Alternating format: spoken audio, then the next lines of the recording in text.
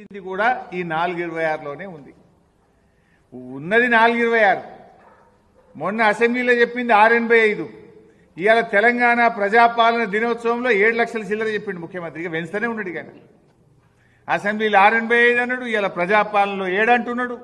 అసలు 10 ఏళ్ల బీఆర్ఎస్ పాలనలో జరిగిన అప్పు 4,26,000 మాత్రమే. ఇది రాష్ట్ర ప్రభుత్వం చెల్లించాల్సిన అప్పు. రాష్ట్ర ప్రభుత్వం కట్టాల్సింది, రాష్ట్ర ప్రభుత్వం గ్యారంటీగా తీసుకున్నది, రాష్ట్ర ప్రభుత్వం కడుతున్నటువంటి అప్పు 4,26,000 మాత్రమే. ఈ 426లో కరోనాలో కేంద్రం చెప్తే చేసిన 27,000 కోట్లుంది. డిస్కాంల అప్పు రాష్ట్ర ప్రభుత్వం తీసుకున్న 9,000 కోట్లుంది. కేంద్ర ప్రభుత్వం గ్రాంట్గా ఇవ్వాల్సిన బదులు అప్పుగా ఇచ్చిన 2,500 కోట్లు కూడా ఇందులో ఉండదు. అన్ని కలిపితే కూడా 426. కానీ అసెంబ్లీలో 685 అంటావు, 7 అంటావు.